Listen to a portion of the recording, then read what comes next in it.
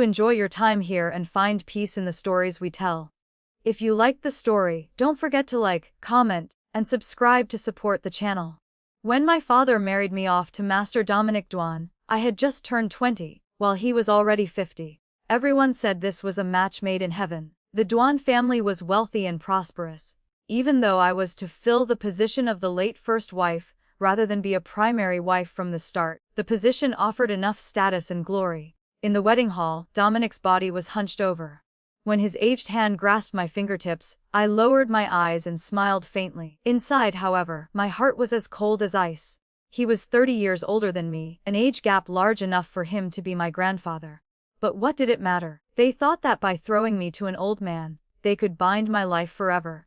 Little did they know, this suited my plans perfectly. A young husband might be troublesome and difficult to leave, but an old man would die soon.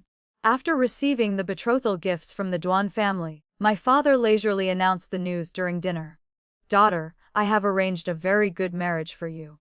He mimicked the mannerisms of the local elite, stroking the sparse hairs on his chin. His face was greasy, and his smile was full of pride. The Duan family were the most prominent merchants in Lijo. From silk shops and rice stalls to pharmacies, 6 out of 10 shops in the city belonged to them.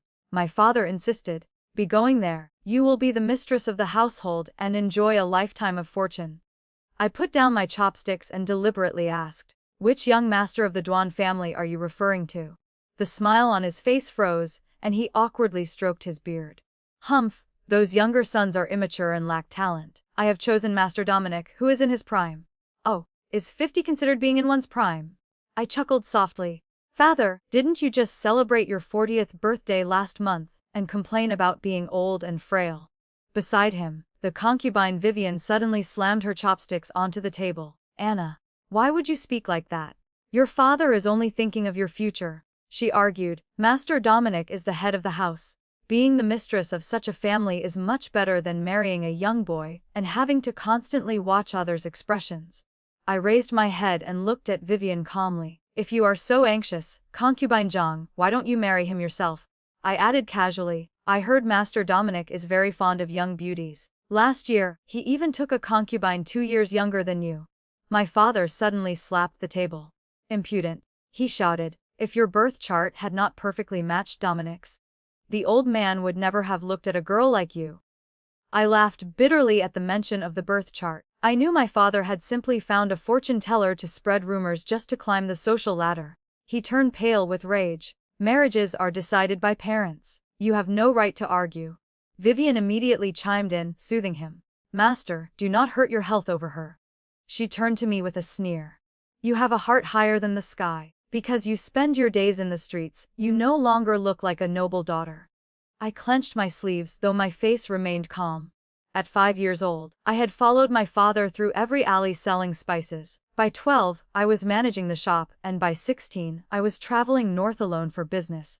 Now that he wore fine silk, he dared to call me an embarrassment. My eyes fell on the empty seat beside Vivian. My father was desperate to kick me out, and I wondered who he was making room for. That seat should have belonged to his precious son, Harrison, who was likely loitering in some brothel. Vivian reacted as if I had stepped on her tail. "Know your place. The Liu family estate will eventually go to Harrison. That parasite." I cut her off coldly. "Who earned 60% of the shop's profits last year, and whose son was being chased by gamblers for debts just last month?" My father's face darkened like cold charcoal. "You are insolent. I have indulged you for too long, causing you to forget your duty as a daughter," he declared. "From now on, you are not allowed to touch the shop's business. The marriage to the Duan family will proceed whether you like it or not." I stood up and turned to look at the home I had protected with all my heart. The spacious rooms, the carved pierwood, and the drooping begonias were the results of my hard work over the years. Now, my father was simply handing it all over to a fool like Harrison. "Father," I asked one last time, "do you remember who knelt in the snow to beg the pharmacy manager for medicine when you had a high fever years ago?" He turned his head away, showing a flicker of guilt. Vivian's piercing voice rang out. "Oh, stop playing the filial daughter. If you were truly filial, you would obediently step into the wedding sedan." I did not look back as I walked out of the hall. Behind me, the sound of breaking dishes echoed. The wedding was set for 3 months later. My father immediately revoked my management rights and ordered the servants to clear out the male clothing I usually wore. In the courtyard, several stout servants were throwing my clothes into a fire. I watched as the flames swallowed the garments, which curled like the years I had risked my life for the Liu family brand. Everything was turning to ash. I was told that from now on, I had to learn how to be a proper mistress of a household. I turned around to see an old woman with silver hair standing under the corridor. She wore simple clothes and no jewelry, yet her aura was commanding. She was Matron Teresa, sent by my father to teach me the rules. Teresa had served in the imperial palace for years and possessed a natural severity. On the first day, she placed 3 books for women on my head to teach me how to stand. "Do you know why you must wear the books?" she asked. "To maintain a dignified posture." I replied. "Wrong." She suddenly pulled one book away, causing my balance to shift. "It is so you understand that a woman must always carry more weight than a man to establish herself." My father occasionally came to watch my training. I heard him scoffing from the corridor. If she had been this obedient earlier, she wouldn't have been such an eyesore. Matron Teresa unexpectedly raised her voice. "Young miss, lower your back by 3 degrees. Remember, the lower you bow, the more strength you will have when you stand up." A month passed, and the calluses on my fingertips gradually faded. Previously, I had used a simple wooden pin to hold my hair for work, but now I had to learn to style it into complex buns. In the bronze mirror, the jade ornaments in my hair were dazzling. For a moment, my reflection seemed to merge with the young girl who once held an umbrella in the rain, struggling to protect her goods. Back then, my name wasn't even Annabelle. I didn't even have enough money for a clean handkerchief. Now, I sat in a fragrant room, learning to pat my lips with scented silk. I laughed bitterly, but Teresa, standing behind the mirror, spoke. "For a poor girl, learning etiquette is a luxury. But for a rich girl, not knowing it is a sin. Since you have tasted the former, you should understand how precious the latter is." Once my hair was done and scented with osmanthus oil, the jade hairpins shone brightly. Teresa bowed. "Young miss, you have learned enough. It is time for this old servant to leave. My skills are still crude compared to noble ladies raised in luxury," I said, quietly observing her expression. Her usually stern face softened slightly, and a faint smile appeared in her eyes. "A rigid beauty is just a wooden doll." Her words shook my heart, and I realized she was giving me advice. She meant that a sharp sword breaks easily. It was better to be like a peacock embroidered on silk, where people only saw the splendor, never noticing the claws hidden beneath the feathers. The next day, I dressed formally, choosing the outfit and jewelry Teresa had selected for me. In the mirror, I looked like a blooming peach blossom, my gentleness mixed with a hint of spirit. As soon as I entered the main hall, I performed a graceful bow. "Daughter greets father." My father appraised me from head to toe. A satisfied smile played on his lips. "Good, this is the pearl of the Liu family." I lowered my head and smiled. I was foolish before, but now I understand father's hard work. A woman should be like water, taking the shape of whatever vessel she is in. My father's eyes reddened, and he seemed touched. "My good daughter." "Father," I interrupted him gently.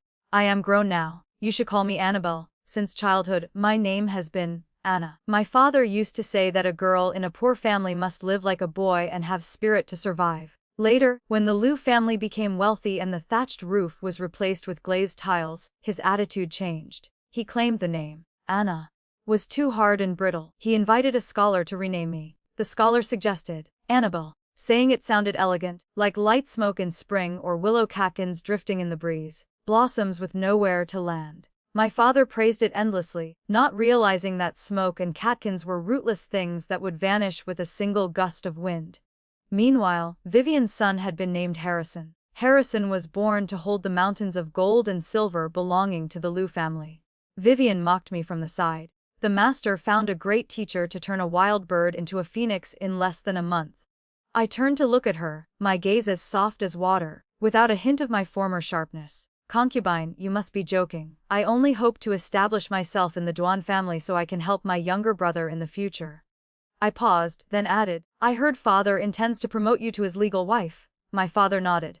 "Yes, Vivian has given me a son and served me for years. She deserves the status. It is appropriate." I agreed, but then shifted my tone. "However, the Duan family is prestigious and despises those who climb social ladders too quickly. If father promotes a concubine right as I marry out, outsiders might think the Liu family is only targeting the Duan family's assets." These words were blunt, and my father's expression immediately changed. Vivian stomped her feet in frustration. Master, don't listen to this wench. She just doesn't want me to be the legal wife. Shut up. My father snapped at her. He thought for a moment and then spoke gently to me. Annabelle, your reasoning is sound. The promotion will be postponed for now. Vivian turned green with rage, but her pouting and complaints could not sway him even a little. I didn't return to my room but went to the side wing instead. When I pushed the door open, Teresa was packing her bags. I stepped forward and gently held her hand. Matron, are you leaving so soon? She looked at me with a faint, bitter smile. After 30 years in the palace, my worldly ties have long been severed. I am now just a drifting leaf. Hearing this, I took a teacup from the table and solemnly knelt before her. Matron, if you do not mind, I would like to be your daughter and care for you until the end of your days. Teresa looked at me, chuckled softly, took the tea, and drank it all. I had traveled with my father since I was young and was used to handling things myself, but I couldn't easily take my core staff from the shop with me. Finding Teresa was a blessing from heaven, a powerful ally. When my father learned of this, he was overjoyed. In his eyes it only proved that I had truly changed my ways. Since Teresa had served in the palace, having her as my dowry maid would bring honor to the Liu family.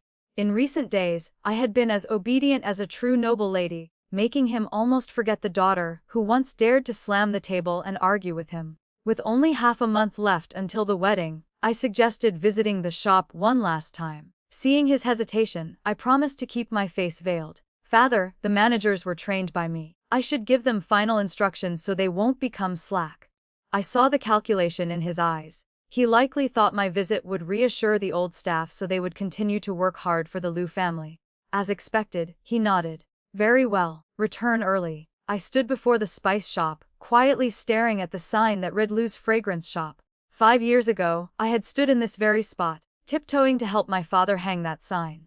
Back then, he stroked my head and told me that this shop would be our sanctuary and our capital for building a life. I never imagined that the capital would increase 100-fold, while the person who hung the sign was about to be kicked out.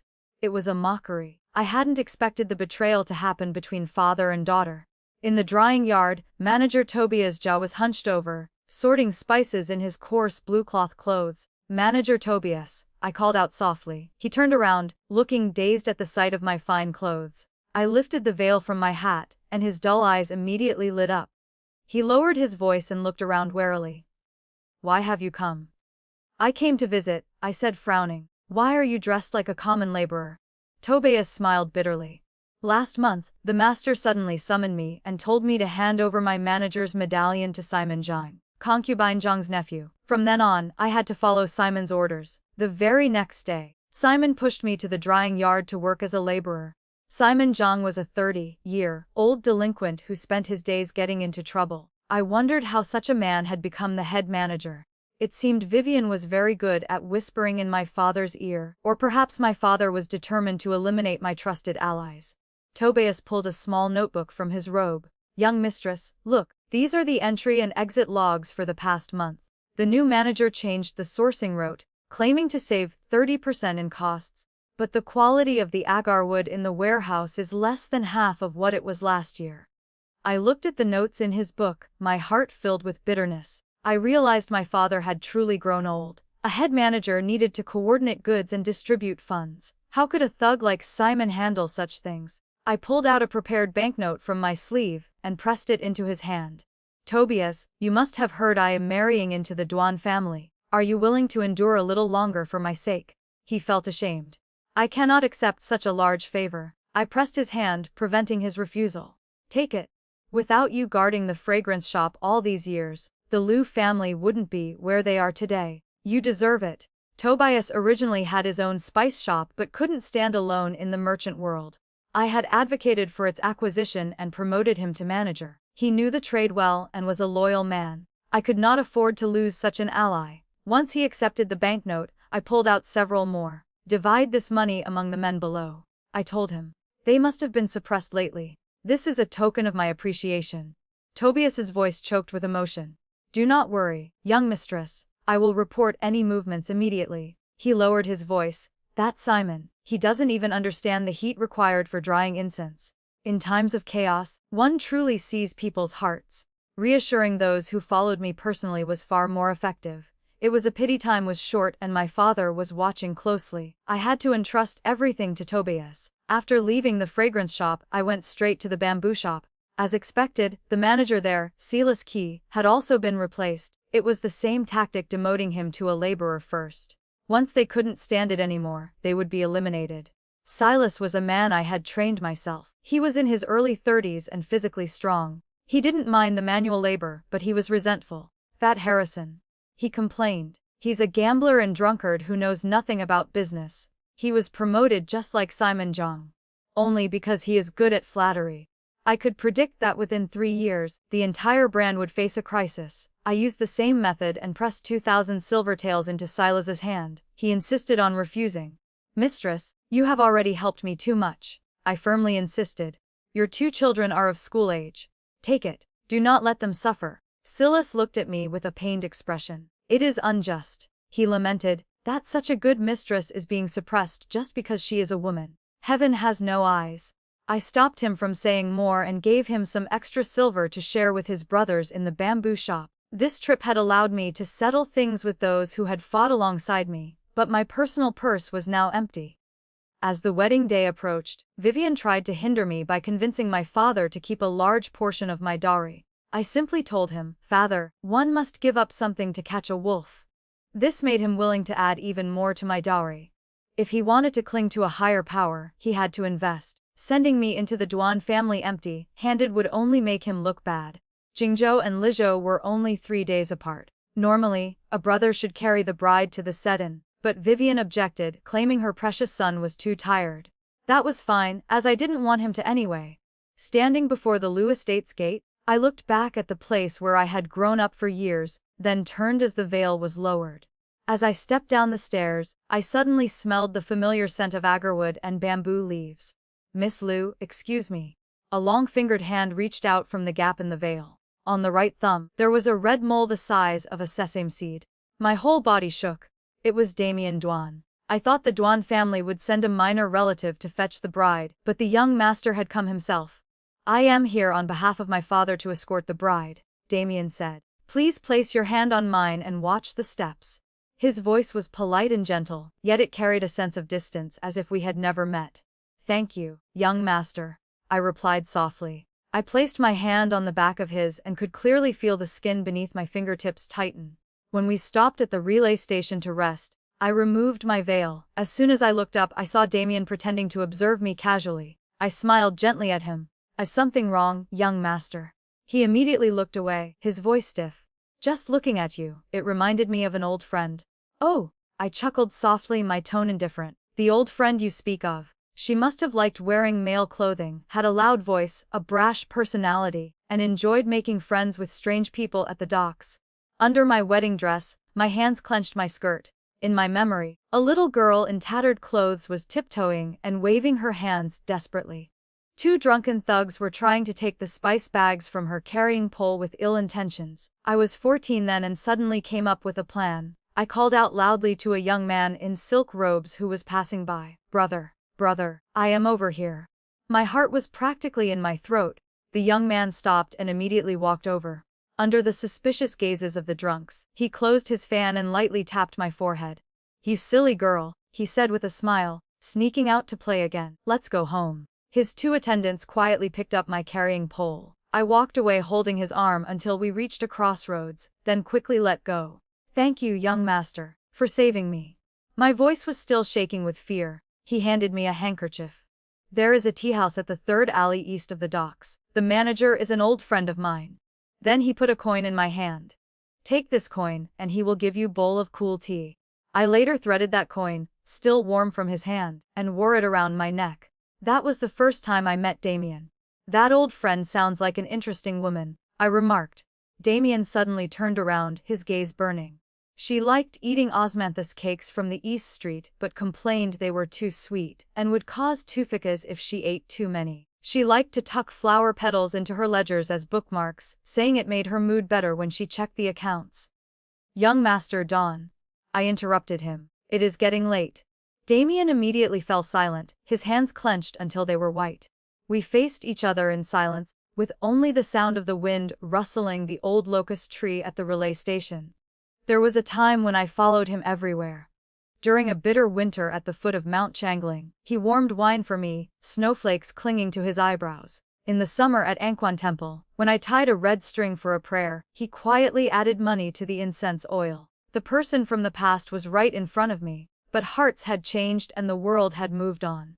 The scruffy girl who carried a pole was now wearing a phoenix crown and a red veil, forced to marry a 50-year-old man. The young master in silk who once taught me the ways of business would now have to call me mother. The distance between us wasn't just those 3 steps. It was a whole lifetime. On the wedding day, the hall was bustling with excitement. Under the veil, I could only vaguely see the hunched figure of Master Dominic. Cheers erupted as if this were a match ordained by heaven. I was led into the bridal chamber by the crowd. Red candles glowed brightly. I sat upright on the wedding bed. From beneath the veil, I saw a pair of embroidered shoes as a man stumbled toward me, smelling of wine. The ceremonial rod lifted the veil, revealing a face covered in wrinkles.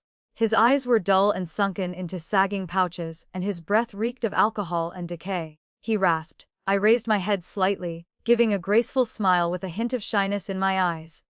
Husband. I did not call him master. Those words clearly made Dominic very satisfied. The wedding matron timely presented the ceremonial wine. After a cup, my face began to flush. Under the candlelight, I looked like a hibiscus, my eyes like almond blossoms. Dominic waved his hand and everyone left. His thin, withered hand touched the phoenix hairpin on my head. One by one, the ornaments were removed and dropped to the floor. He made a joke in his raspy voice as he unbuttoned my clothes. I heard my little bride is very good at business. I took the opportunity to grasp the back of his hand and guided him to remove the layers of my wedding dress. My knowledge is shallow compared to the brilliance of my husband. His throat made an excited sound. Excellent. I love the spirit in you the most. I bit my lip and smiled faintly as I let him press me down onto the silk bedding. As our skin touched, I smelled the scent of old medicine on him. Even the agarwood could not mask the smell of his fading life. That night, I gave my body to an old man who'd have been my grandfather. But so what? Even a fierce tiger is just a sick cat once its teeth fall out. A young husband might be hard to please, but an old man will die soon. I used my young body to bind Dominic within the bridal chamber. For 5 consecutive nights, Dominic stayed at Sai Villa. However, he had long since lost his strength. After the wedding night, the following nights were spent with him, simply holding me and talking about the past. I continued to act as though I enjoyed it, serving him comfortably. As expected, gold, silver, and jewels poured in like water. I didn't miss a thing. Every day I dressed up carefully, with jade hairpins filling my hair. An old man loves nothing more than vibrant colors. The more beautiful and radiant I looked, the more he might go. I didn't forget my goal. As the mistress, I had to take control. Dominic didn't have many children. The eldest son, Damien, was born to his first wife, and the second son, Dorian, was born to the concubine Lucia. Lucia was favored and had gradually taken control of the household after the first wife passed away. I heard the second son had been secretly fighting Damien lately. On the second day after the wedding, the concubines were supposed to pay their respects to the mistress, but by late afternoon, not even a maidservant had shown her face. While walking in the garden, I crossed paths with Lucia. She held her maid's arm, raised her chin, snorted coldly, and walked past me. Currently, Dominic only saw me as a toy for entertainment, and didn't mention this matter at all. I was happy to play the fool, spending my days drinking and singing with him, until a rumor suddenly spread through the streets saying the Duan family had an old tree blooming. But the husband and wife were estranged and the father and son were unaware. In just 3 short days, the rumor spread throughout Lijo. The news reached Dominic, and he immediately left the merchant guild to return home. Seeing him enter in a rage, I pretended to be shocked. Husband, what is wrong? He slammed his hand on the table and summoned the butler. Order the concubines to come and pay their respects tomorrow morning at any cost. I raised my teacup and gently stroked his chest. The sisters are getting old and their health isn't good. It doesn't matter if they don't come. I pouted. Only want to be with you, husband. I don't want to see any concubines or mistresses to avoid unnecessary jealousy. As expected, Dominic enjoyed this very much. My little jealous one. Now that you are the mistress of the house, these etiquettes are necessary. I lightly tapped his chest with my red painted finger. What kind of mistress? I only wish to be by your side. even if I have to die for it." He laughed loudly and hugged me tightly. "Silly girl. Everyone in the house is eyeing the management of the inner courtyard, yet you don't care at all." I leaned on his shoulder. "As long as I have my husband, those hollow titles don't matter."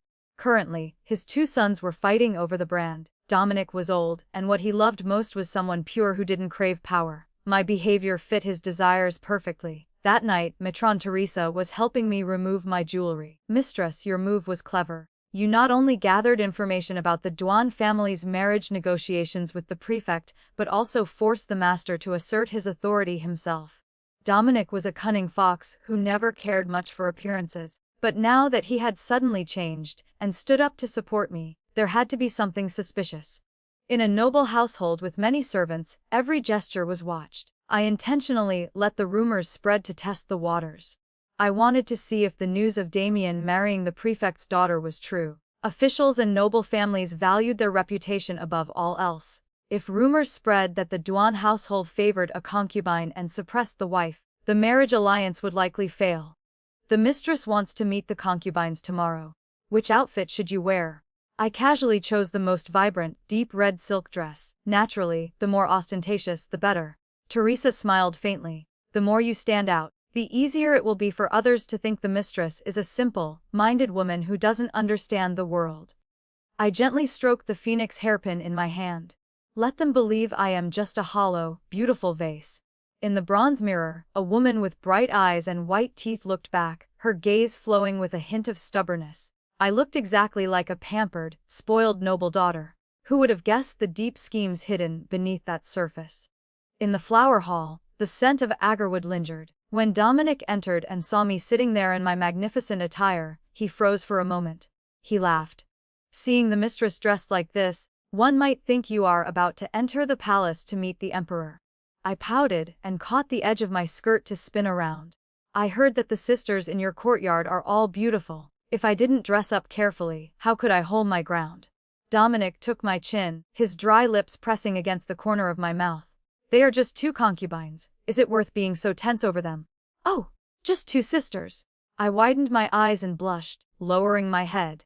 Then didn't I make a fool of myself?" Dominic waved his hand. "Not at all. My little bride's stunning appearance suits the dress perfectly." Just then, Lucia and Catherine walked in slowly. Seeing Dominic sitting in the seat of honor, the two were clearly flustered. "This humble one greets the master and the mistress," they said. I rushed forward to help them up. "Two sisters, please stand. Your bodies cannot handle such stress. These etiquettes should be waived if possible." My words were graceful, but every sentence carried a thorn. I saw Lucia's face change visibly, but she struggled to maintain a smile. A maid served tea. After Catherine finished her bow, I cheerfully took a hairpin from my hair. "This is a new style from the Yingxing district. I give it to you as a gift." When it was Lucia's turn, she intentionally made things difficult. A cup of tea spilled directly onto my red dress. Ignoring my clothes, I immediately rushed to help her. "Sister, are you burned?" I fretted. "You are getting older and your hands are slow. You need to take better care of yourself." Then I turned to Dominic and told him in a sweet voice, "Husband, do not blame her. It is common for old people to have shaking hands and blurred vision." I used Lucia's own excuses to silence her first, while intentionally showing a hint of jealousy in my words. Outsiders might not have understood, but Dominic certainly did. For years, Lucia was used to being pampered and hated it when someone dressed better than her. Today, she clearly wanted to provoke me into a rage. Those tactics might have seemed endearing to Dominic when she was younger, but now that she was older, he only saw her as someone who didn't know the rules. Moreover, this was a sensitive time due to the marriage negotiations with the prefect. Dominic's face darkened.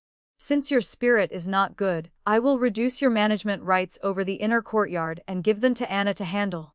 This way, you won't overexert yourself or lose face." I waved my hands hurriedly. "How can that be appropriate?"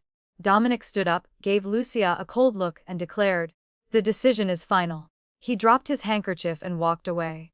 The next day I had the butler spread the word that from now on, the concubines only had to pay their respects once every 5 days. Waking up early every day would be too hard on their bodies, I remarked. Dominic tapped my nose and affectionately called me a little schemer. He believed that once the rules were established, outsiders would see the Duan household as serious and disciplined. Dominic didn't care much about the women in the house paying respects. After he left, Teresa brought over the new account books I had taken over. I flipped through a few pages and set them aside. They were all petty expenses of little importance. Matters like purchasing food and clothing didn't pass through my hands yet. Teresa's eyes flickered with a hint of a smile. Is the mistress angry? What is the rush? I said. To catch a big fish, one must first let out a long line. For a few days, Dominic went out, reportedly to entertain a distinguished guest from the capital. At night, with the moon shining like water, I set out wine and snacks in the small garden alone. I dismissed all the servants and took an old clay flute from my robe. The mournful sound of the flute echoed in the moonlight, like a cold wind through the heart. It was a song taught to me years ago, by Damien at Anquin Temple. I wondered why I chose this song. The sound of the flute suddenly faltered. I turned my head, my eyes blurry from the wine, and saw him standing under the moonlight. I didn't know how long he had been there. My emotions surged. Why are you here? I spoke out in grievance, stumbling as I stood up. Do you think you can control me? The flute slipped from my hand and fell to the ground. As I leaned forward and almost fell, he caught me with one hand. The familiar scent of bamboo hit me, and my whole body fell into his arms. This cold, fresh scent reminded me of a snowy night years ago. The snow at Mount Changling was heavy, and the mountains were sealed off. He was delirious with fever. Without medicine, I could only warm wine to keep us warm. His face had been flushed and his eyes unfocused when he suddenly knocked over the wine bottle. He held my neck and leaned down to kiss me. In our shared breath, I heard him rasp, "Marry me." Yet the next morning he had pretended it was only a dream. Now he held me tightly in his arms, his voice deep and raspy with suppressed emotion. Why are you playing that song? Does it mean you miss me? I struggled to get away. Respect yourself, young master. This is not Mount Changling. Before I could finish, he suddenly tightened his grip. I felt his chest heaving and his heart beating like a drum. Say you love me, he begged. I turned my face away, my voice raspy from the wine and choked with emotion. Why should I remember you when you didn't want me anymore? Damien suddenly grabbed my wrist with a force that caused me pain. How could I not love you? He hissed. Every ledger you calculate was taught by me. Even the calluses on your hands came from following me across the north and south. He whispered. Every part of you bears my mark. How can I not remember? Then he suddenly leaned down and bit my lip as if to punish me. I resisted, but he forcefully pried my teeth open, taking possession of me. I bit his tongue hard, filling my mouth with the taste of blood, but he didn't seem to feel it. Seeing you with that old man makes me go mad with jealousy. He growled against my lips. Thinking about you lying under him every night makes me want to kill him. I was held so tightly I could hardly breathe. My resistance slowly faded. Under the dim moonlight, the begonias in the garden witnessed a night of madness. He vented his frustration, leaving my body covered in blue and purple marks. He bit my earlobe and whispered hungrily, "You belong to me. Let's see what the old man does when he returns." At dawn, he vanished like a ghost without leaving a trace. My whole body ached so much I could hardly move. Looking at the cold, empty pillow beside me, I couldn't help but laugh bitterly. Men were truly heartless. A month later, I was diagnosed as pregnant. Dominic was so happy he couldn't close his mouth. He immediately ordered the ancestral hall to be opened so he could offer incense and thank his ancestors. I knew I still had vitality. He boasted, certain he would have a son. That day, he hurried back to Sai Villa. I deliberately wore a thin silk dress to greet him, using makeup to cover the marks that hadn't faded yet. On my smooth skin, begonias seemed to bloom, blending with the fragrance in the room. Dominic immediately lost control and spent the entire night with me. Under the candlelight, his thin, withered hand stroked my still, flat stomach. The fortune teller was right, he murmured. Your birth chart matches mine perfectly. You are the Duan family's lucky star. At a family banquet, Dominic announced the good news with a flushed and joyful face. Catherine, who had no children, gave a forced smile. Lucia's hand trembled, and she dropped her chopsticks. Out of the corner of my eye, I saw Damien. His fingers were white, and he almost crushed the wine cup in his hand. I pretended to be afraid and lightly pulled Dominic's sleeve. He immediately slammed the table and shouted at his son. Unfilial son, your mother is pregnant with your brother. Why don't you congratulate her? Damien stared at my stomach and hissed the words. Congratulations, mother. I smiled shyly and leaned into Dominic's arms. In an instant, I became the treasure of the Duan household. Dominic cherished me like a jewel. I didn't let it go to my head and even handed over small management tasks of the inner courtyard to Catherine. The child in me was very good and barely caused me any trouble. Damien tried to meet me several times, but lately, there was no excuse. Dominic rarely left the villa, and Damien didn't dare to enter the inner courtyard casually. When I was 3 months pregnant, cinnabar powder was discovered in my food. I didn't react immediately, but sent April to invite a doctor to check my pulse in front of the servants. When I was 5 months pregnant, I went to the garden to digest my food after eating, and a stone bench suddenly broke in half. Fortunately, a maid used her body to catch me. After inspection, it was found that the joints of the stone bench had been secretly cut with a sharp tool. I strictly ordered everyone, do not speak a word of this. The old furniture was simply damaged. By the 7th month, the doctor confirmed that it would be a son. I hadn't wasted my time calculating and drinking those bitter herbal tonics every day. On the day of labor, I chose the exact moment Dominic was out to start having stomach pains. The first person to rush in was Lucia. In the middle of the night, she was heavily made up and covered in jewelry. I was in so much pain I could hardly breathe. I heard her lean down and whisper in my ear, "Push harder. If the child isn't born, the play cannot continue." This time, the labor lasted an entire day and night. Dominic hurried back to the villa, and upon hearing that I had given birth to a son, he immediately ordered the granaries to be opened for charity. The midwife held the baby wrapped in swaddling clothes. I have never seen such a healthy premature baby. Look at this flushed face. He looks just like a full-term infant. Lucia stepped forward and playfully poked the baby's cheek. "Oh my," she remarked. The master must have taken some divine medicine during his trip. It not only caused the mistress to become pregnant, but also resulted in such a healthy child. Her words sounded like praise, but every sentence dug deep into Dominic's suspicion. His face gradually darkened. He suddenly remembered that he had been away from the villa for 20 days during that time. Dominic looked at the child's face and found it increasingly unfamiliar. He suddenly raised his head. "Butler, call Dr. Wang." The doctor had been waiting in the side room. He walked in, took the child, observed him carefully, and felt the baby's limbs. After a long silence, he spoke.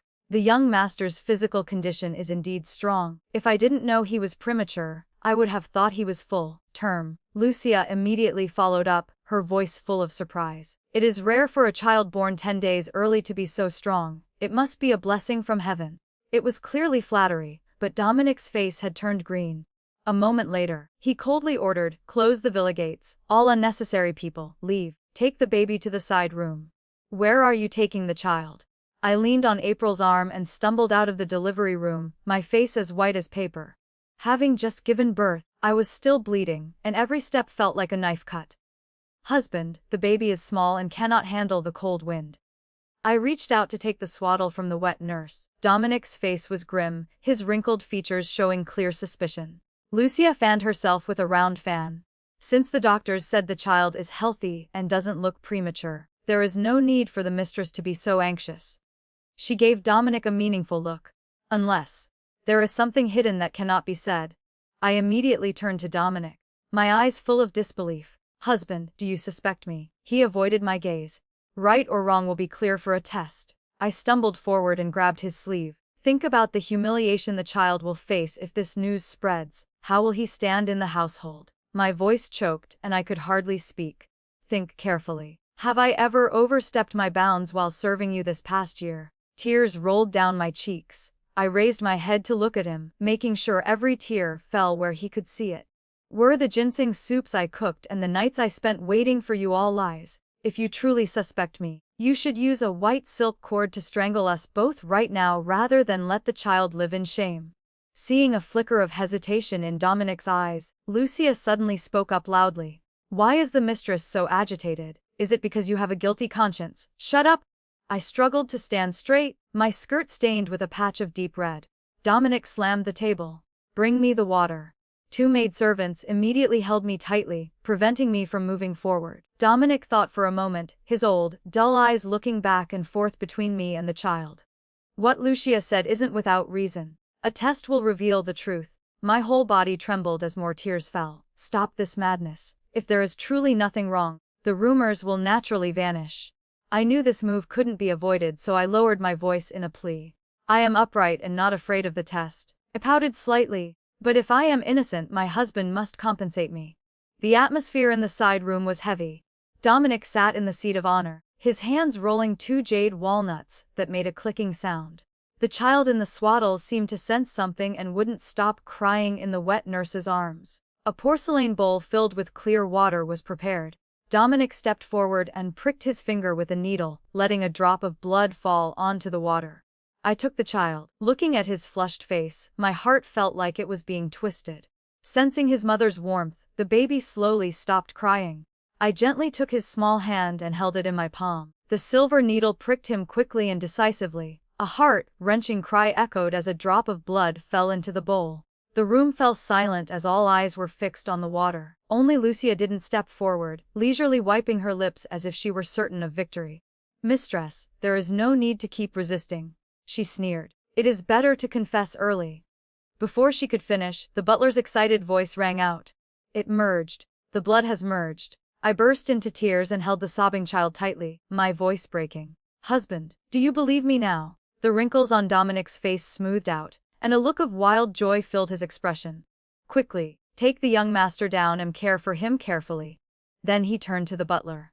"Open the warehouse. Give the mistress all the newly imported blood bird's nest to nourish her body." I leaned on Dominic's shoulder and lightly tapped his chest. "I risked my life to give you a son, yet you still suspected me. I want the jade bracelet from the Yingxing district and the ruby jewelry set from the butterfly pavilion. Or else, I will ignore you." Dominic laughed loudly and patted my back. "Buy it. I will buy everything." I glanced at Lucia, whose face was gray. She had been so sharp-tongued earlier, but now she almost dropped her teacup. She had thought herself clever, but she had been too arrogant before the battle was over. I didn't kick her while she was down. I didn't even bother with her. I let Dominic hold me as we got into a soft sedan. The pain below me surged again. I knew that struggle had caused my wound to tear. It took 3 months of quiet recovery for me to gradually regain my strength. Matron Teresa brought in a bowl of medicine, her eyes full of pity. "Mistress, why did you have to take such a risk? It could have been 2 lives lost if something had gone wrong." I placed my hand on the back of hers, took the bowl, and drank it all in one gulp. The bitter taste quickly spread through my throat, yet I smacked my lips, sensing a hint of sweetness. "Do not worry, matron," I said. "Wealth has to be fought for. Once I decided to fight, I wouldn't regret the outcome." I already knew Damien often sneaked into the inner yard to secretly watch Dominic and me together. Years ago, when I was out with him, I had dressed as a young male servant and never showed him a hint of weakness. In his eyes, I was only strong and unyielding. Now he saw me speaking softly and leaning into Dominic's arms, acting like a graceful and flirtatious kitten begging for food. His eyes burned with jealousy as if he wanted to incinerate everything. Men were truly ridiculous. The more they couldn't have something, the more they obsessed over it. Damien had always been arrogant and believed I would eventually be his. He never imagined the young companion, who once followed him to learn business, would now become an unreachable light. That distance was enough to make him lose his mind, and that was exactly what I calculated. On the 10th day after Dominic left the villa, I intentionally dismissed all the servants and sat in the garden alone drinking wine. After finishing a jar, I took out the clay flute I had kept for years. The melody of the Song of Longing echoed in the twilight. I knew that arrogant fish would eventually swim into my net. As for Lucia, she hadn't made a move during the first 3 months when my pregnancy was unstable. That had troubled me for a long time. If the child were born safely, he would be a legitimate son. When Dominic passed away, having 2 legitimate sons would leave no room for Dorian, Lucia's son, to inherit. After discussing it with Teresa many times, I came to a terrifying conclusion. Lucia must have known something and was waiting for the day of the birth to use the blood test to kill me. If that were the case, I would be doomed as soon as the child was born. Therefore, I had planned everything carefully. First, I had April discover the cinnabar powder in my tonics, then I had someone, accidentally, find that the stone bench had been sawed. Every murder attempt had witnesses, but I deliberately suppressed them and didn't make a scene. It was all thanks to a secret palace trick Teresa had revealed. During a blood test, if alum was added to the water, anyone's blood would merge. Alum was commonly used in spice making, and since I often made my own fragrances, it was always available in my room. Teresa and I had tested it many times, confirming that both human and dog blood could merge. To be sure, 3 days before the birth, I had someone put alum into the well at Shy Villa. It happened to be raining then, and the well water tasted slightly sour. The servants thought it was just rainwater, and didn't suspect a thing. Lucia thought she had a guaranteed victory and worked with the midwife to cast doubt on me. A few words were enough to spark Dominic's suspicion. Little did she know I had already pulled the rug out from under her and set a trap, waiting for her to fall in. Once it was over, I didn't need to say anything harsh. Dominic naturally stood up for me. The matter of hairs was a major issue, and I was certain that if something like this happened, Dominic wouldn't let it go. Thus, the previous incidents, like the cinnabar powder and the sabotaged bench, would reach his ears. On the day of Kay's 100-day celebration, Dominic personally handed the management medallion to me in front of the clan elders.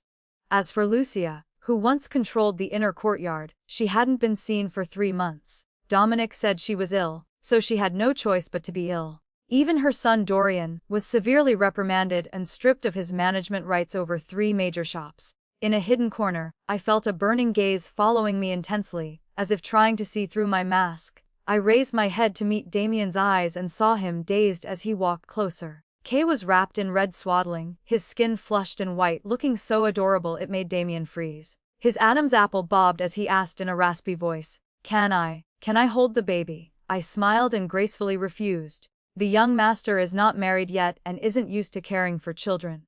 It wouldn't be good if you dropped or hurt him. I held Kay tighter and stood with Dominic in the middle of the hall, receiving every word of praise and flattery without looking at Damien again. With Kay, a legitimate son, my position in the Duan family was as solid as a rock. During the day, I had to manage the inner courtyard and care for the baby. I had no energy to continue serving Dominic. But I had already planned for that. As night fell, a small, unremarkable sedan was brought in through the side gate. When the curtain was lifted, Dominic was stunned. Out stepped an exotic dancer with blonde hair and blue eyes, her skin as white as porcelain. A single glance from her carried 10,000 charms. I lightly nudged his elbow and pouted. "Husband, you are staring so much you will forget about me and our son." He snapped out of it and immediately hugged me tightly. His breath smelled of wine and decay, yet I could still lean into his arms gracefully without changing my expression. "She is just a toy," he slurred. "She cannot compare to my little bride." I pretended to be aggrieved. I had to use an old acquaintance to find her. The deposit alone cost 1,000 silver taels. I looked at him with wide eyes. And to buy her freedom, that cost another 2,000. I held up 3 fingers. The total was 3,000 taels. Dominic laughed and pulled a stack of banknotes from his robe. "I will compensate you with 5,000. I beamed as I received the money and gave his wrinkled face a loud kiss. "Husband, you are the best." Such a blatant display of seeking favor made Dominic trust me even more, and he often praised my simple nature. Whenever he said that, I would pretend to be embarrassed and lean on his shoulder. "I only rely on you, husband. Nothing else matters as long as you love me." When Kay started babbling, news arrived from Jingzhou that the Liu family brand was on the verge of collapse. In just 3 years, the once glorious Liu shop had reached its end. For those 3 years, Tobias had been sending secret reports every month. Despite the hidden support from the Duan family, the Liu family business continued to decline. Over the past year, my father had sent letters constantly. Initially, they were inquiries, but they gradually turned into pleas. Every stroke of the pen revealed the difficulties of the business world. He hoped I would think of our family ties and help. The Liu family foundation was built by me alone. He had become the head merchant without any effort and thought business was easy. He had neglected management and let useless, lazy people handle the operations. Counterfeit goods were everywhere, and the accounts were a mess. Long-time customers had left, and major business partners had terminated their contracts. The once bright Liu name was now nothing but a shadow. I picked up my pen and sighed, my eyes seeing the scene of him patting my shoulder years ago and saying a daughter would eventually marry out. The ink fell on the paper like a sharp blade. I wrote, "I am now someone else's wife. My duty is to teach my son and serve my husband. I am powerless to help with matters outside the inner courtyard." It wasn't until Harrison incurred a massive debt he couldn't pay that my father, already troubled by the financial deficit, refused to pay it. He intended to ignore it for a few days to let his son learn a hard lesson. However, since Harrison couldn't pay, he took Vivian's jewelry to pawn it all. The gamblers saw this and beat him. They hadn't intended to kill him, but Harrison was used to a pampered life and his body was weak. He died after a few blows. My father was so shocked he suffered a stroke and was bedridden, his mouth twisted and unable to speak. The irony was that because Harrison had committed so many bad deeds, the neighbors testified together against him. The officials simply ruled that the debt was cleared with his death, and the thugs only had to pay a fine and receive 20 lashes. Harrison was a gambler and a drunkard who had long been hated to the bone. When the news reached me, I sobbed beside Dominic. Husband, the Liu family was already small, and now only one branch remains. If father passes away, I will be all alone. I didn't miss the thoughtful look in his eyes. A moment later, he held my hand and spoke with warmth. Do not worry. I will prepare a carriage to take you back to Jingzhou to visit. After 3 years, I stepped through the main gates of the Liu estate once more. The vibrant red paint of the past had peeled away, leaving the entrance gray and dilapidated. Inside the room, the bitter smell of medicine hit my nose. My father lay bedridden. As I entered, his clouded eyes brightened for a moment. Ignoring the saliva trickling from his mouth, he opened it wide, making several struggling, choked sounds. I stepped closer and leaned over the bed. Father. That single word seemed to transport us back to the past. In those days, he carried his wares through every street while I tugged at his hem, wading together through the blue, stone-paved alleys. On his shoulders, the bamboo baskets filled with spices shimmered under the golden sunlight. Occasionally, he would pull a sweet cake from his robe and break off the larger piece for me. He taught me how to harvest medicinal herbs and create fragrances. The two of us would hide in an abandoned brick kiln, researching the ideal thickness to weave the best bamboo pillows. The father-daughter bond of the past felt like a story from a previous life. I leaned close to his ear. I still remember the first spice you ever taught me. I whispered. You said that for agarwood, one must choose a piece with fine, small grains and tap it lightly against the ear. If it makes a clear sound, it is of the highest quality. I paused, my voice trembling slightly. But father, you taught me so much yet never gave me a single chance to prove myself. I was the one who suffered alongside you, yet someone else was meant to enjoy the fortune. How could this world be so unfair? I looked down at him. Look at yourself now, lying here like this. Has Vivian, the woman you cherished like the apple of your eye, stayed by your side for even a single step? Tears welled up uncontrollably, hatred and love tore at my heart simultaneously, making it hard to breathe. During those years, I disguised myself as a man to follow Damien north and south to learn the trade. Every coin I earned was secretly sent back to the Liu family. I wore men's clothing for years, not even daring to use rouge. Yet on the day I returned and pushed open the doors of the new Liu residence, I saw a happy family before my eyes. You, Vivian, and her son. Vivian was like a bird you kept in a golden cage. The money I spent years painstakingly earning was used by you to secretly support their mother and son. In the end, I was merely the one weaving a wedding dress for someone else. As the Liu family grew more prosperous, my value was gradually erased. My father began to drop hints. He said a daughter must marry sooner or later, and that 18 was already considered being an old maid. How ridiculous. When he needed me, I was the pillar supporting the entire business. When he didn't, I became a commodity waiting to be sold. I could identify every spice with my eyes closed and knew how to split bamboo strips with perfect uniformity. The bookkeeping method I devised doubled efficiency, and my speed at mental calculation made even the old scholars admire me. Yet, simply because I was born female, those skills were deemed useless. Oh, father, I sighed, wiping his mouth with a handkerchief. You always said one must have clear eyes and a clear heart in business. So how could you not see that Vivian had betrayed you so blatantly? I leaned closer, delivering the final blow. You lived frugally for so many years, only to end up raising a son for the old pharmacy manager. My father's eyes bulged, and his throat made a rattling sound. Do not be agitated. I whispered softly. I will find the best doctors to treat you because I am not like the ungrateful crowd you kept. I stood up, not bothering with his broken cries behind me. Keep your eyes open and watch, father. I am going to turn this dead end into a winning move. During the 3 days I stayed at the Liu estate, I didn't have a single night of peaceful sleep. That night, the west wind blew cold and loud. I got up to close the window but was suddenly stopped by a strong hand. Why are you here? I asked, startled. Before I could finish, Damien leaped into the room. His eyes lingered on my swollen, red eyelids and his brow furrowed. I wasn't at peace. I turned away, suppressing the emotions surging within me, my voice breaking. "Young master, it is late, you should leave." The room fell silent for a long time. When I turned back, I didn't know he had been standing behind me. His warm hand touched my shoulder, but I jerked away. "Stay back," I hissed. "Did you come to mock me?"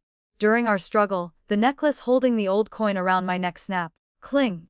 The sound of metal hitting the stone floor rang clearly in the silent night. Damien leaned down to pick it up. Looking at the coin that had been polished smooth from being touched, his voice grew hoarse. "You still keep the coin I gave you all those years ago. Do not lie to me about your feelings." I snatched it back. "It is just a coincidence." Before I could finish, he pulled me forcefully into his arms with a strength that startled me. If it wasn't precious, why would a woman like the mistress of the Duan family carry a worthless old coin? His hot breath brushed against my ear, his voice strong and filled with an irresistible desperation. "He sees you only as a toy, but I truly love you." That single confession broke all my defenses. "You scoundrel!" I cried, hitting his chest. "If you had married me back then, Kay could have rightfully called you father." His whole body trembled, and a fierce light flashed in his eyes. The suspicions about Kay's parentage were finally confirmed. He lifted my face with trembling hands. "It isn't too late," he swore. "I was a fool for years, buried in business rotes and missing the most precious treasure of my life. Every time I see you smiling beside that old man, I want to tear him apart. I regret it to my bones." He claimed, if I had proposed immediately at Mount Changling, things wouldn't have ended like this. I shook my head, grief blocking my throat. What use are those words now? The Liu family has withered. My son and I are like fish on a chopping block in the Duan household. "No, it won't be like that," he insisted, raising his voice then quickly lowering it. "Endure a little longer. Kay is my flesh and blood. I won't let you suffer at all. Wait until I seize the position of the head of the Duan family. I will give you a stable life." I looked at him with tearful eyes. "What about the prefect's daughter?" He hesitated for a moment, then his gaze turned determined. "She is worth nothing compared to you." Under the candlelight, he kissed the tears from my cheeks. Every kiss was passionate and quiet. We held each other for a long time. I heard his breath grow shallow and his hands began to wander. I held his hand. "Don't," I whispered. "My father is still ill." Seeing that I truly didn't want to, he reluctantly withdrew. Before leaving, he placed the coin back in my palm and held my hands tenderly. "Wait for me, Anna." I stroked the coin in my hand and watched his figure vanish into the night. Wait for him. Those words coming from his mouth were pure irony. This man claimed to love me. Yet what about the courtesan at Drunken Moon Brothel, or the beautiful mistress in the South City Villa? Years ago at Mount Changling, after he got what he wanted, he had also played the role of a devoted lover. Currently, it was only because he hadn't possessed me again that his desire was so strong. He could hide those fleeting feelings, but how could he hide the fire I had ignited? If the prefect's daughter heard of those things, how could she still marry into the Duan family? He was nearly 30, and already had several illegitimate children. Yet he still dreamed of marrying a noble lady and taking over the Duan family assets. I kept that coin only because I knew it would be useful. Carrying it because of love, that was just a lie. I simply had Matron Teresa touch it every other day, and kept it in the incense burner in my room. That was enough to make it carry my scent, making him think I longed for him day and night. I used my private savings to settle all the outstanding debts for the goods. After 3 years, I stepped into the Liu brand shops once again, but the prosperity of the past was gone. Fabrics were thrown haphazardly in corners, and the dye in the vats smelled of rot. The drying yard that was once flat and clean was now overgrown with weeds. Standing before that ruin, a surge of pain washed over me. "Oh, Father, if you had chosen to trust me back then, the Liu family wouldn't have fallen to this state." I closed my eyes, pushing the swirling emotions down. When I opened them, my mind was clear. Together with Tobias and Silas, I went to each house to settle wages. "Whoever is willing to follow me will be promoted once the brand recovers," I announced clearly. "I will not stop anyone who wants to find another path." When I returned to the Duan villa, it was the 9th day. I leaned into Dominic's arms and sobbed, my pale clothes highlighting my pitiful appearance. "Husband, father is gravely ill," I wept. "I am just a woman of the inner courtyard. I lack the strength to manage a business. It is better to hand over the secret fragrance formulas and bamboo weaving techniques to the Duan family to ensure they flourish." A spark appeared in Dominic's dull eyes. I knew he was tempted. The Liu family's fragrance and bamboo crafts were the only businesses in Lizhou that could earn massive profits. He thought for a moment and coughed twice. Those are Liu family assets. Since you are all your father has left, it is only right for you to inherit them. I raised my head, revealing just enough vulnerability. But I am just a woman. Would it not be improper for me to show my face in public? He waved it off, a hint of calculation appearing at the corners of his mouth. You can be the figurehead. I will appoint someone to assist you. I lowered my eyes and nodded. Thank you, husband. This old man wanted to swallow my family's business while maintaining his reputation, using me as a puppet to hide his greed. As long as I had the legal right to enter the shops, what did it matter if there were supervisors? I officially took over the Liu brand, and for every matter, I consulted the 2 managers Dominic had appointed. In the business world, I played the role of a perfect, foolish woman, while behind the scenes, I gave those 2 managers a generous share of the profits. These 2 men had limited ability and had never been treated so importantly. They immediately changed their allegiance and turned to me. Every report they gave Dominic was filled with praise for me. In less than 6 months, the Liu brand was revived. I credited the 2 managers for everything, praising them to the skies. As for the real secret formulas, I naturally didn't breathe a word. What I taught them were merely second-rate formulas I had created. By this time, Dominic had no interest in managing business. He spent all day indulging in pleasure with the exotic dancer. To show off, he even invited his shady friends to his room to watch the dancer perform naked. He was currently weak but still believed Dorian was a filial son. Little did he know that the dear blood wine he drank, and the tonics he used were actually the orders to send him to the afterlife. I enjoyed watching from the sidelines. Since the father didn't love the son and the son didn't respect the father, it was even better, I didn't have to lift a finger. I stood by the sickbed, watching my father's face grow more haggard by the day. I leaned over to tuck the blanket around him. How do you think your daughter is managing the business? I asked softly. I just opened 2 more shops last month. He made a few raspy sounds, but what he wanted to say was no longer important. I pulled out a handkerchief and gently wiped the saliva from his mouth. The officials have sentenced Vivian and the pharmacy manager to exile for 3,000 miles. I whispered. Do you think that is divine retribution?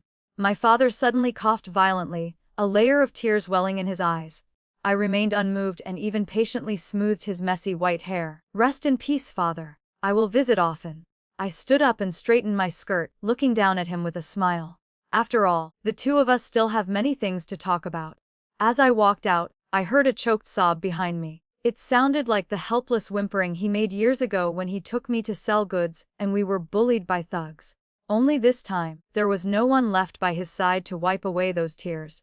Recently, Dominic's health had declined rapidly. His face, which used to be flushed from the pills, had turned a sickly white. His dull eyes bulged out, always carrying a terrifying gloom when he looked at people. He treated the servants poorly, beating or scolding them. Only when he saw Kay did he show a bit of kindness, even sighing. My unfilial sons all want me dead, he lamented. I can only find peace with my youngest son. I stood behind him, my fingers scented with a special calming fragrance, gently massaging his temples. He took a deep breath, and his tense face slowly relaxed. The children are grown and have their own thoughts, I remarked gently. Dominic suddenly opened his eyes and snorted. I am not dead yet, and they are already fighting for power. He especially complained about Damien. Why isn't he married at his age? It is disgraceful. I quickly changed the subject. By the way, Master sent the 2nd son to Lingzhou. At the mention of Dorian, his expression softened slightly. Dorian has been sensible since childhood. I feel at peace giving him the Lingzhou business. My heart skipped a beat. He glanced at me. Why are you silent? I regained my composure and replied softly. Lingzhou has beautiful scenery. It is good for the 2nd son to go on a trip. He suddenly opened his eyes wide and his withered hand grabbed my chin. Does my little bride think I am old? His eyes were filled with suspicion and worriness. I wasn't afraid and playfully hit his chest. Even an old lion is still the king of the forest. Those immature boys cannot compare. I love your experienced aura the most. Satisfied, he let go, asked about Kay's studies, and then tottered off to the exotic dancer's room. I stood still, calculating in my heart. Lucia had always cherished Dorian like a treasure and never let him leave Lizhou. The fact that she agreed to let him go to Lingzhou showed how much Damien had pressured them. With the assets in Lingzhou stabilized, they feared Damien would overtake them if they didn't expand. I suspected the Lingzhou trip was a trap Damien had set. Very good. It wasn't in vain that I used Kay's parentage to stoke the fire. News of Dorian's death arrived more than a month later. The manager who accompanied him said with a trembling voice, "The second son contracted a toxic miasma upon arriving and refused to rest." Lucia, acting as if she had gone mad, rushed over and kicked the manager. "What else? Speak the truth." The manager collapsed and didn't dare look up. The young master, he spent his days with courtesans and drinking dear blood wine. The next day, the courtesan woke up to find the young master had stopped breathing. "My son." Lucia wailed in agony, her heart shattered. Dominic's eyes bulged, and his throat made a rattling sound. Before he could speak, he collapsed onto the mahogany chair. The flower hall immediately fell into chaos, with the sounds of crying and shouting for help echoing everywhere. Only I remained calm. "Take the master down. Call the doctor immediately." As I walked out of the hall, I saw Damien standing to one side silent. When I turned my head, my gaze met his look, which was as sharp as a blade. At this moment, the light in his eyes was no longer hidden, it was filled with murderous intent and ambition. He and I were the same kind of people, both losing our mothers early and struggling to survive in the shadows, both craving a love we were never meant to have. It was a pity the world could not contain two people as ruthless as us. The pain of losing his son caused Dominic to collapse completely. The great merchant who once dominated Lingzhou was now bedridden, relying on ginseng to prolong his life. I stepped up to manage Dorian's funeral. For the first time, I stood forward to let the entire household see the capability of the mistress. Meanwhile, Damien took over all of Dorian's assets, his influence reaching its peak. In the quiet of the night, I went to Suixiang Villa and pushed open the door. Lucia was sitting dazed on the bed, her dark hair having turned white in just a month. The woman once most favored in the inner courtyard was now skin and bones as if her soul had been drained. "Do you want?" she asked, her voice raspy and devoid of its former sharpness. I set down my cloak and slowly sat in a chair. "Naturally, I came to find you for a reason." She looked at me warily. "You have seen enough of the mockery. You can leave." I ignored her tone and said indifferently, "I heard that when the second son arrived in Lingzhou, the air was filled with willow catkins. It was a windy night, and he had been drinking when the managers took him to the brothel." I paused, looking at her. "Isn't it strange that he chose that specific night to go out?" Lucia froze, and her eyes began to show panic. "What do you mean by catkins?" I acted surprised. "Oh, you didn't know. Lingzhou has trees called white poplars, which release white catkins that fill the air during that season." Lucia fell into a daze as if contemplating something. I ignored her and spoke gently. "Sister, you must maintain your strength for your grandson's sake. If you fall, it will only benefit others." Having said that, I stopped, smiled, and left. As expected, a few days later, Lucia mobilized all her hidden influences to investigate the cause of Dorian's death. To the outside world, Dorian had died of miasma and exhaustion, but Lucia knew better than anyone. Dorian had suffered from mild asthma since childhood, and had hidden it from Dominic for years by secretly taking medicine. The tonics and soups he took daily were actually asthma treatments. Like his father, he was a regular at brothels.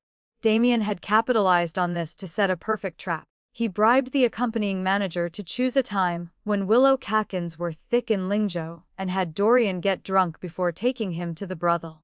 The courtesan intentionally opened the windows wide to let the catkins and miasma enter his lungs, killing him slowly during his revelry.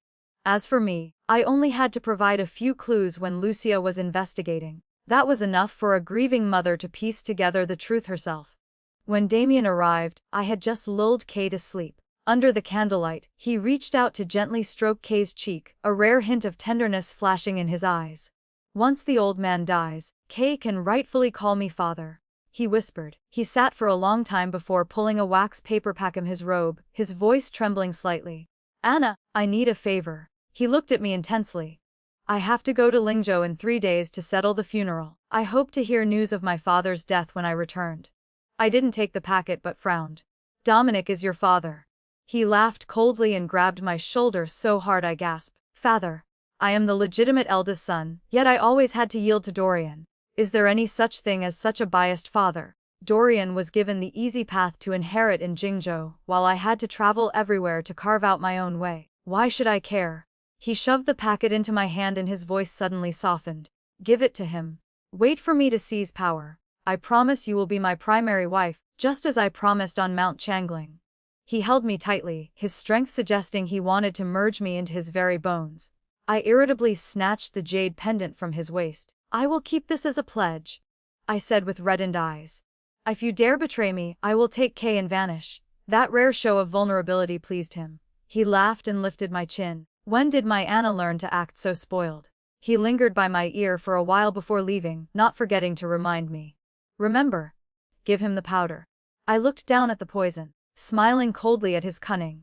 He wanted to use my hand to kill the final obstacle, while he returned as they clean up the mess and take all the glory. It was a pity he still underestimated me. Had I spent years planning just to be given a status by a man? Men thought themselves the masters of the world and believed women only wanted a status. What use was a rotten status? In the end, one still had to live by someone else's whim. What I wanted was for the entire massive estate to fall into my hands. Dominic woke up to find me with red-rimmed eyes. I hadn't left his side for days and had never shed a tear before him, but now I cried like a lost child, immediately making him suspicious. What is wrong? He asked. I wiped my tears and struggled to speak. Dominic's gaze turned fierce, and his skeletal hand gripped my wrist tightly. Speak. I tremblingly pulled the packet of medicine from my robe. Someone is forcing me to harm you. They threatened Kay if I didn't comply. I sobbed. I don't mind dying, but I cannot live if Kay falls into evil hands. Dominic turned purple with rage and seemed to want to crush my wrist. Ooh, who is it? I cried and pulled out the jade pendant, letting my tears fall without saying another word. That beast. That unfilial beast. He roared and spat out a mouthful of blood. If I had known, I would have drowned him at birth. Why wasn't it him who died? If it were Dorian, it would never have come to this. I buried my head in his lap and sobbed while laughing inwardly. What hypocrisy. The dear wine and tonics he had been taking for years were all provided by Dorian.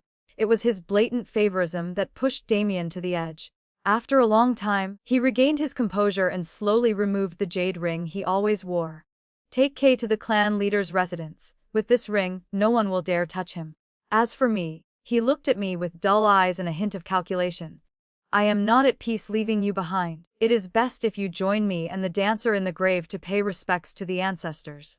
I didn't hesitate to throw myself into his arms, embracing that rotting corpse. Without you, husband, my life has no meaning. Those words pleased him. He stroked my hair and laughed. Go, do as you please for the next few days. Do not say I didn't love you. I tucked him in, lulled him to sleep, and slowly closed the door.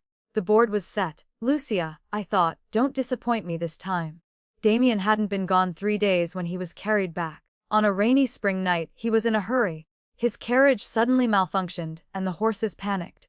The driver saw the danger and fled, leaving Damien to fall into a ravine. Fortunately, a family resting in a nearby hut saved his life. It was a pity that treatment was delayed, and he lost all feeling in his legs. News arrived just as Dominic was taking his medicine. Upon hearing that his eldest son was paralyzed, he spat out blood and died instantly. The entire villa fell into chaos.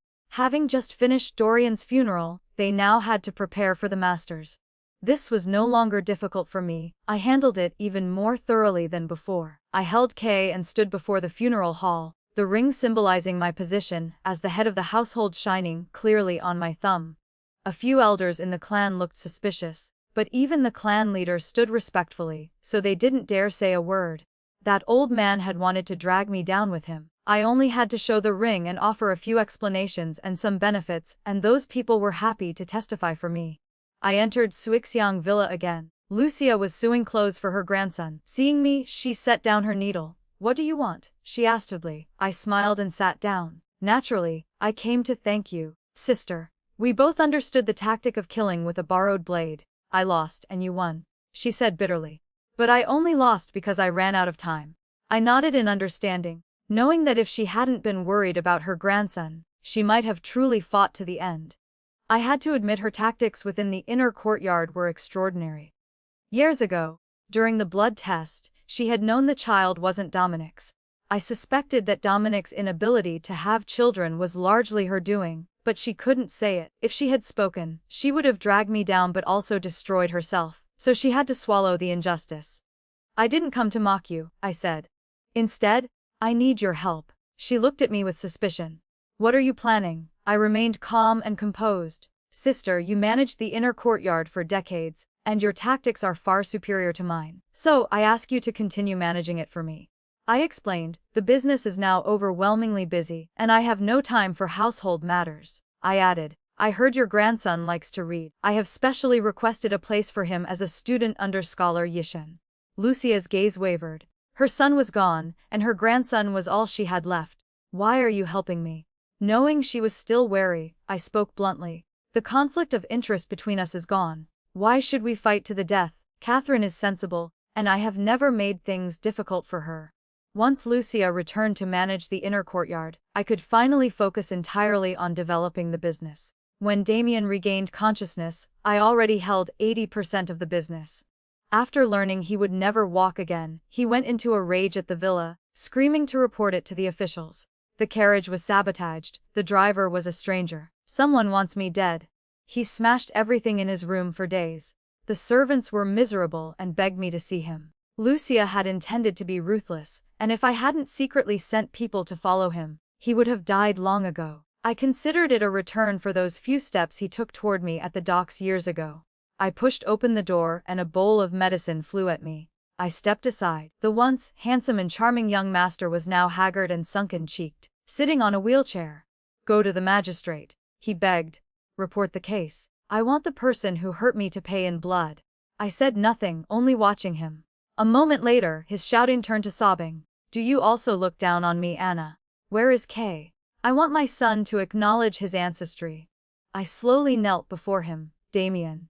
I looked him in the eye. Did you ever consider that if I had been caught with the poison you gave me, I would have died a gruesome death?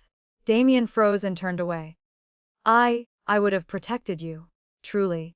I asked. Like you protected me at Mount Changling by taking advantage of me and then regretting it, or like forcing me to poison my husband only to be buried with him.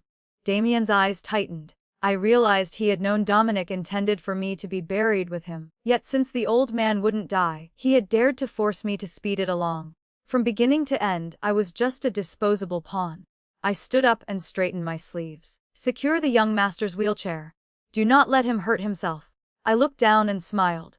Do not smash things anymore, Damien. If you anger the servants, no one will be left to clean you or change your clothes. Damien stared at me and burst into loud laughter. It was you. I underestimated you. You are the one behind it all. You venomous woman. I will report you. I turned away, not wanting to waste another word. In this world, when men fought for power, it was called brilliance. When women schemed, it was called a snake's heart. Ridiculous. If one has ambition, why distinguish between male and female? Hearing the screams in the room, I felt a slight regret. I thought perhaps I should have let him join his father, rather than let him cause trouble in the villa. I had him moved to the side wing and found several deaf, mute servants who couldn't read to look after him.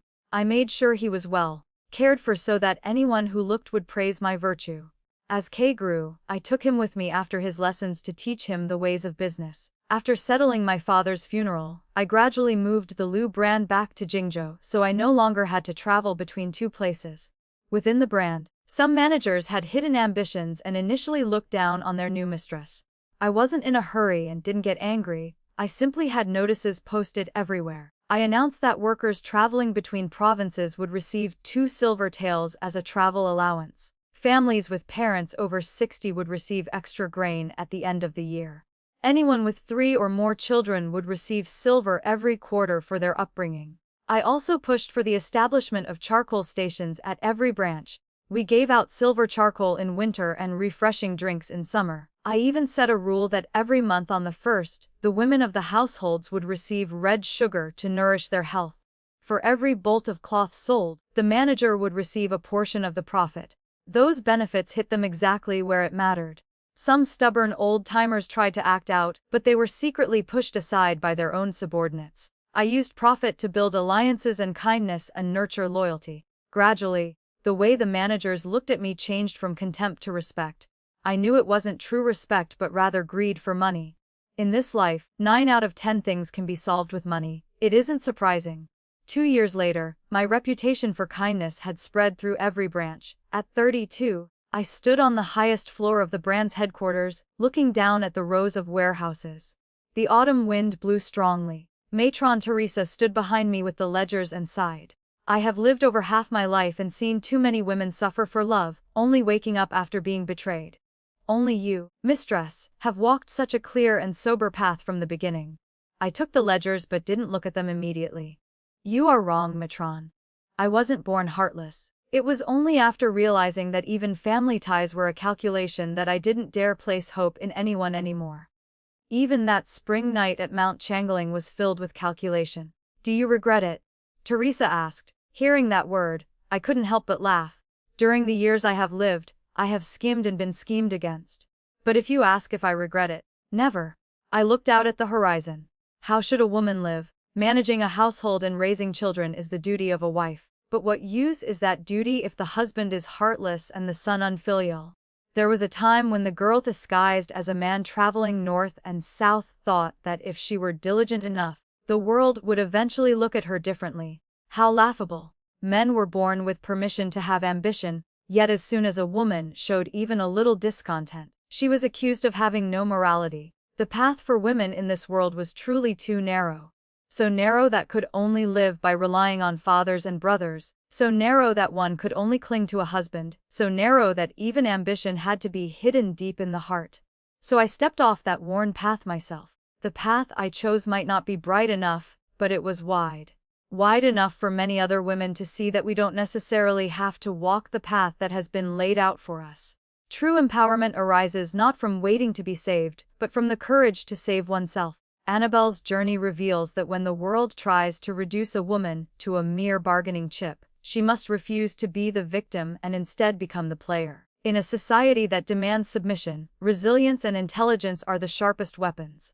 We learn that relying on others for happiness is a fragile gamble. Real security only comes from self-reliance. Do not fear walking a lonely, unconventional path if it leads to freedom. Instead of fitting into the narrow mold society provides, we must have the audacity to carve our own wide destiny. The story ends here for now. If it touched your heart or left you thinking, I'd love to hear your thoughts in the comments. Please like, subscribe, and share Raccoon Tale to help more stories come to life. See you in the next tale.